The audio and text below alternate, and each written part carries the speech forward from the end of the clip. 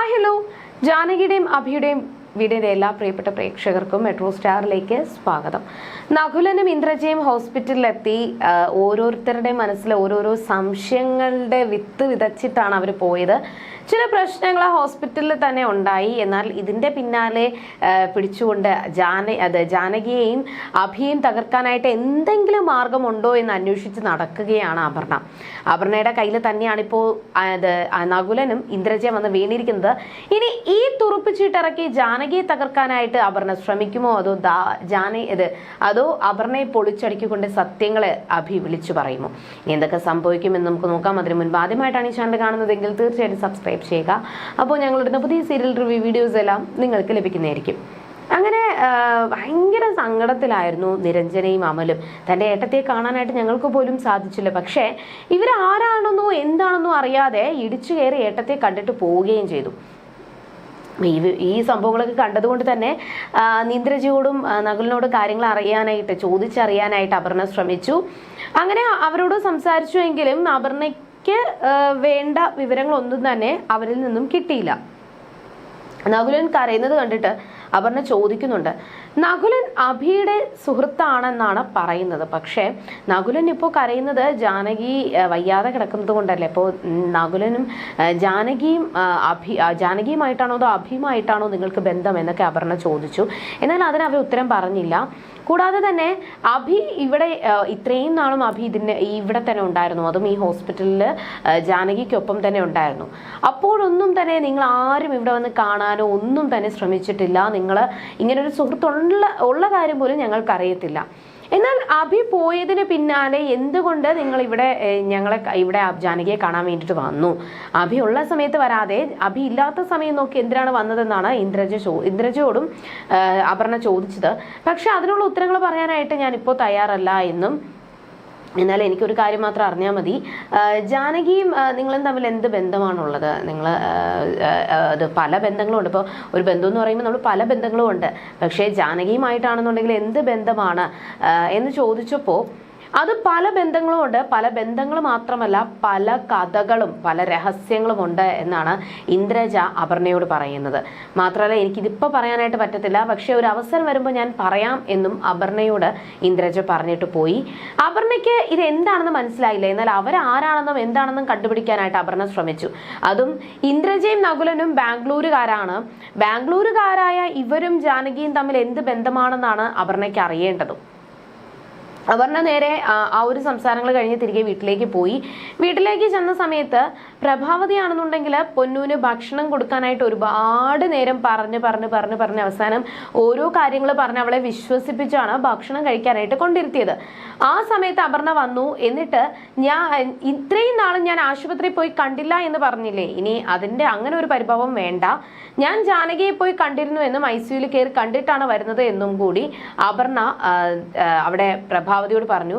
അപ്പൊ അത് പ്രഭാവതിയോട് പറഞ്ഞപ്പോൾ തന്നെ പ്രഭാവതി ചോദിച്ച കാര്യം, നിനക്കാരാണ് ICUയിൽ കയറി ജാനകിയെ കാണാനായിട്ട് അനുവാദം തന്നത്? അപ്പോൾ അതിന്റെ പേരിൽ പ്രഭാവതിയും അപർണയും തക്കായി. ഇതിനിടയിലാണ് പൊന്നു പറഞ്ഞത്, ചെറിയമ്മേ, അമ്മ സുഖമായിട്ടിരിക്കുന്നോ, അമ്മ സംസാരിച്ചോ, അമ്മ കണ്ണു തുറന്നോ എന്നൊക്കെ പൊന്നു തൻ്റെ അമ്മയെക്കുറിച്ചുള്ള ആശങ്കകൾ അപർണയോട് ചോദിക്കുകയും, നിന്റെ അമ്മ ഇനി ജീവനോടെ വരാൻ പോകുന്നില്ല, ചത്ത ശവമായിട്ട് നിന്റെ അമ്മ അവിടെ കിടക്കുന്നുണ്ട്, ഇനി കണ്ണു തുറക്കാനും പോകുന്നില്ല, കണ്ണു തുറന്നാൽ തന്നെ ഒന്നും മിണ്ടാതെ നിശ്ചലമായിട്ടായിരിക്കും കിടക്കുന്നത് എന്ന് അപർണ പറഞ്ഞു. ഇത് കേട്ടപ്പോൾ പൊന്നുവിന് നല്ല സങ്കടം തോന്നി. പൊന്നു ഭക്ഷണം കഴിക്കാതെ ഭക്ഷണം എടുത്ത് അവിടെ മാറ്റിവെച്ചു. എന്നിട്ട് അച്ഛമ്മ എന്നോട് കള്ളം പറഞ്ഞതാണല്ലേ എന്ന് പറഞ്ഞുകൊണ്ട് പൊന്നു സങ്കടത്തോടുകൂടി എണീറ്റ് പോയി. ഇതുകൂടി കണ്ടപ്പോൾ പ്രഭാവതിക്ക് സഹിച്ചില്ല. ആ കുഞ്ഞു കുട്ടിയോട് ഞാൻ ഓരോ കാര്യങ്ങൾ പറഞ്ഞ് അവളെ ഭക്ഷണം കഴിക്കാനായിട്ട് കൊണ്ടിരുത്തിയപ്പോൾ നീ അവളോട് അനാവശ്യ കാര്യങ്ങൾ പറഞ്ഞ് അവളെ മനസ്സ് വേദനിപ്പിച്ചില്ലേ എന്ന് പ്രഭാവതി ചോദിച്ചു. എന്നാൽ സത്യം മാത്രമേ ഞാൻ പറഞ്ഞിട്ടുള്ളൂ, കള്ളം ഒന്നും പറഞ്ഞിട്ടില്ല. ജാനകി ഇനി എണീറ്റ് വരത്തില്ല, ജാനകി ഇനി മരിക്കും, ജാനകി ഉറപ്പായിട്ടും മരിച്ചിരിക്കും. അഥവാ ജാനകി മരിച്ചില്ലെങ്കിലും ജാനകി ജീവിതത്തിലോട്ട് തിരിച്ചു വന്നാലും സംസാരിക്കാനൊന്നും അവള് പോകുന്നില്ല, അവള് ഇങ്ങനെ ജീവച്ഛവമായിട്ട് തന്നെ ഇങ്ങനെ കിടക്കും എന്നൊക്കെ പ്രഭാവതിയോട് അപർണ പറഞ്ഞു. ഇത് കേട്ടപ്പോൾ പ്രഭാവതിക്ക് സഹിച്ചില്ല. അപർണയുടെ കരണം പൊട്ടിച്ച് ഒരു അടി കൊടുത്തു. സത്യം പറഞ്ഞു കഴിഞ്ഞാൽ അങ്ങനെ ഒരു അടി ഞാനും പ്രതീക്ഷിച്ചതാണ്. എത്രയൊക്കെ ആണെങ്കിലും ജാനകിയോട് എത്രയോ ദേഷ്യം ഉണ്ടാകട്ടെ, അഭിയോടും എത്ര വേണമെങ്കിലും ദേഷ്യം ഉണ്ടാകട്ടെ, പക്ഷേ ആ ദേഷ്യമൊന്നും ആ കുഞ്ഞിനോട് കാണിക്കാൻ പാടില്ല. അത് അപർണ ചെയ്തത് തെറ്റ് തന്നെയാണ്. അതുകൊണ്ട് അപർണയുടെ കരണം പൊട്ടിച്ച് ഒരു അടി കൊടുത്തിട്ട് ഇനി മേലാൽ നീ ഇങ്ങനെ പറയരുത് എന്നുകൂടി പ്രഭാവതി പറഞ്ഞു. പക്ഷേ തിരിച്ച് പ്രഭാവതി അടിക്കാനായിട്ട് അപർണ വന്നു. ഉടനെ വന്ന് മഞ്ജു തടഞ്ഞു. അങ്ങനെ ചെറിയ തർക്കങ്ങളും വഴക്കുകളും ആയി. എന്നാൽ ഇവള് പറയുന്നത് പോലെയൊന്നും അല്ല. ഡോക്ടർ പറഞ്ഞതാണ് ജാനകി ക്രിട്ടിക്കൽ സ്റ്റേജിലാണ്, എല്ലാം ഓക്കെയാണ്. പക്ഷേ ഇവള് പറയുന്നത് പോലെ ഭയങ്കര ഭീകര കാര്യമൊന്നുമല്ല. കുറച്ച് ദിവസം കഴിയുമ്പോൾ അവൾ കണ്ണു തുറക്കും, സംസാരിക്കും എന്നൊക്കെ പ്രഭാവതി പറഞ്ഞു. ഇനി ഇത് സത്യമല്ലെങ്കിൽ അവൾ എന്നെ അടിക്കട്ടെ എന്ന് പ്രഭാവതി വെല്ലുവിളിച്ചു. അപർണ ഒന്നും മിണ്ടാതെ അകത്തോട്ട് കയറിപ്പോയി ദേഷ്യത്തോടു കൂടി. പ്രഭാവതിക്ക് നല്ല സങ്കടമുണ്ട്. എന്നാൽ അപർണ അകത്ത് ചെന്നതിന് ശേഷം നേരെ അപർണയ്ക്ക് നല്ല ദേഷ്യമുണ്ട്. എന്ത് ചെയ്യണം എന്നറിയാതെ ഭയങ്കര ദേഷ്യമുണ്ട്. പക്ഷേ ഈ സമയത്ത് ഇന്ദ്രജയും നകുലനും ആണെന്നുണ്ടെങ്കിൽ വലിയ സംസാരത്തിലാണ്. അവര് നേരെ നകുലനും നല്ല ദേഷ്യത്തോടു കൂടി തന്നെയാണ് വീട്ടിലേക്ക് എത്തിയത്. അപ്പൊ അപർണ ഇനി എന്ത് ചെയ്യണമെന്ന് ആലോചിച്ചിരിക്കുമ്പോ നകുലനും ഇന്ദ്രജയും ഒക്കെ തമ്മിൽ എന്തോ ബന്ധമുണ്ട്. അതായത് ജാനകിയുമായിട്ട് എന്തോ ബന്ധമുണ്ട്. നകുലന്റെ ആ ഒരു പെരുമാറ്റത്തിൽ നിന്ന് തന്നെ അത് വ്യക്തമാണ് എന്ന് മനസ്സിലാക്കിയതിനു ശേഷം തമ്പിയെ വിളിച്ച് ഹോസ്പിറ്റലിൽ നടന്ന കാര്യങ്ങളൊക്കെ അപർണ വിശദീകരിച്ചു.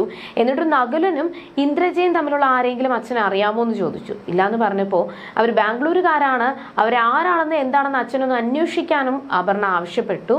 അങ്ങനെ തമ്പി ജാനകിയും അഭിയും പൂട്ടാനായിട്ട് ഒരു മാർഗം കണ്ടുപിടിക്കുകയാണ്. അഥവാ ഈ ഒരു അവസരം കിട്ടിയാൽ, അതായത് അഥവാ ഇത് നമുക്ക് വീണ് കിട്ടിക്കഴിഞ്ഞാൽ ജാനകിയും അവരും തമ്മിൽ, ജാനകിയും നകുലനും ഒക്കെ തമ്മിൽ വേറെ എന്തെങ്കിലും ബന്ധമുണ്ടെന്ന് അറിഞ്ഞു കഴിഞ്ഞാൽ തന്നെ അവരെ തകർക്കാനുള്ള ഒരു തുറുപ്പ് ചീട്ട് തനിക്ക് കിട്ടും എന്നാണ് തമ്പിയോട് അപർണ പറയുന്നത്. മാത്രമല്ല എനിക്ക് ഈ ഒരു തമ്പിയോട് അപർണ പറയുകയും ചെയ്തു, എനിക്ക് ഈ ഒരു തുറുപ്പ് ചീട്ടെന്ന് പറയുമ്പോൾ അച്ഛൻ്റെയും എൻ്റെയും നിരപരാധിത്വം തെളിയിക്കാനല്ല, അതായത് ഞങ്ങൾ ഒരു തെറ്റും ചെയ്തിട്ടില്ല, ഇതിന്റെ പിന്നിൽ മറ്റു ശത്രുക്കളുണ്ടെന്ന് തെളിയിക്കാൻ വേണ്ടി മാത്രമല്ല അവരെ തകർക്കാൻ കൂടിയാണെന്ന് അപർണ പറയുന്നുണ്ട്. എന്നാൽ അമല് അഭിയെ കണ്ടു. ജാനകി കണ്ണ് തുറന്നു. ജാനകി ഒബ്സർവേഷൻ വാർഡിലോട്ട് മാറ്റി. കണ്ണ് തുറന്നെങ്കിൽ പോലും കണ്ണ് തുറന്ന ഒരു 5 മിനിറ്റ് കഴിഞ്ഞിട്ട് ജാനകി കണ്ണടച്ച് കിടന്നു. സംസാരിച്ചില്ല, ഒന്നും ചെയ്തില്ല. അതും അഭിക്ക് സങ്കടമാണ്. ഇതിനിടയിലാണ് അമല് വന്നിട്ട് നകുലനും ഇന്ദ്രജയും വന്ന കാര്യങ്ങൾ അഭിയോട് പറഞ്ഞത്. ഏട്ടൻ്റെ സുഹൃത്തുക്കളെന്ന് പറഞ്ഞ് ഇവിടെ ആരോ വന്നു, പക്ഷെ അവരുടെ പേരൊന്നും അറിയത്തില്ല. എന്നാൽ അയാൾ ഭയങ്കര ഒരു ടെൻഷനിലായിരുന്നു. നമ്മൾ മാക്സിമം ശ്രമിച്ചിട്ടും അയാൾ ആ ഒരു ജാനിയേട്ടത്തെ കാണാനായിട്ട് ഇടിച്ചു കയറിപ്പോയി.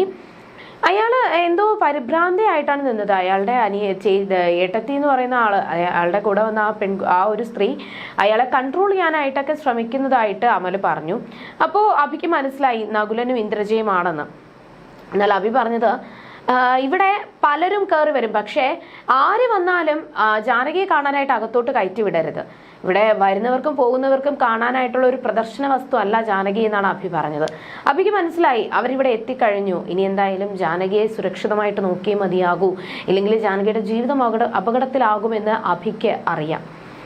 പക്ഷേ ഇന്ദ്രജ ആണെന്നുണ്ടെങ്കിൽ നകുലനെ എത്രയും പെട്ടെന്ന് ബാംഗ്ലൂരിലേക്ക് കൊണ്ടുപോകാനായിട്ടാണ് ശ്രമിക്കുന്നത്. നകുലനാണെങ്കിൽ ജാനകിയുടെ ഒരു അവസ്ഥയിൽ വലിയ വേദനയായി നിൽക്കുമ്പോൾ ഇന്ദ്രജ പറയുന്നുണ്ട്, നകുല എനിക്ക് നിന്നോട് പറയുന്നതിൽ സങ്കടമുണ്ട്, പക്ഷേ ജാനകി ക്രിട്ടിക്കൽ സ്റ്റേജിലാണ്, അതുകൊണ്ട് നമുക്ക് ഇനി ഒന്നും ചെയ്യാൻ പറ്റത്തില്ല എന്ന് നകുലൻ നകുലനോട് പറഞ്ഞപ്പോൾ നകുലൻ ഭയങ്കരമായിട്ട് വയലൻ്റായി. എന്നിട്ട് അഭി എന്തിനാണ് ജാനകി കല്യാണം കഴിച്ചത്? ഇങ്ങനെ അവളെ കൊണ്ടിട്ടിരിക്കാനായിട്ടാണോ? ഞാനായിരുന്നെന്നുണ്ടെങ്കിൽ അവളെ പൊന്നുപോലെ നോക്കിയേനെ. അവനോട് പറ, അവളെ ജാനകിയെ നോക്കാൻ പറ്റത്തില്ലെങ്കിൽ പറ. ഇപ്പോൾ കുറച്ച് ദിവസം കഴിയുമ്പോൾ കുറച്ച് ദിവസം അവൻ ജാനകിയെ നോക്കും, അത് കഴിഞ്ഞ് കഴിഞ്ഞാൽ പിന്നെ അവൻ ജാനകി ഉപേക്ഷിക്കും, ഈ ഒരു നിലയിൽ അവളെ ഉപേക്ഷിക്കും. അതുകൊണ്ട് അവന് വേണ്ടെങ്കിൽ പറ, ഞാൻ അവളെ വിവാഹം കഴിച്ചു കൊള്ളാം, എന്നിട്ട് ജാനകിയെ ഞാൻ പൊന്നുപോലെ നോക്കിക്കോളാം, അവളെ എണീറ്റ് നടന്നില്ലെങ്കിലും ഈ ഒരു അവസ്ഥയിലാണെങ്കിലും ഞാൻ അവളെ പൊന്നുപോലെ നോക്കാമെന്നാണ് നകുലൻ പറയുന്നത്. പക്ഷെ നകുലന്റെ ഈ ഒരു പെരുമാറ്റവും ഒക്കെ കണ്ടപ്പോൾ ഇന്ദ്രജയ്ക്ക് ഒരു പന്തികേട് തോന്നി. നീ എന്ത് തോന്നിവാസമാണ്, എന്ത് അബദ്ധമാണ് പറയുന്നത് നകുല, നിനക്ക് ശരിക്കും ഭ്രാന്ത് തന്നെയാണ്.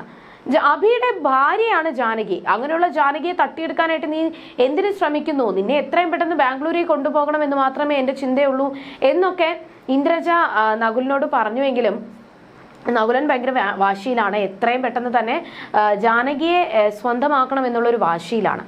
അവിടെ വെച്ച് ഇന്നത്തെ എപ്പിസോഡ് അവസാനിച്ചു. പക്ഷെ ഇനി എന്തൊക്കെയായിരിക്കും സംഭവിക്കുക? ഇന്ദ്രജയും നകുലനെയും ഉപയോഗിച്ച് അഭിയും ജാനകിയും തകർക്കാനായിട്ട് അപർണ ശ്രമിക്കുകയാണ്.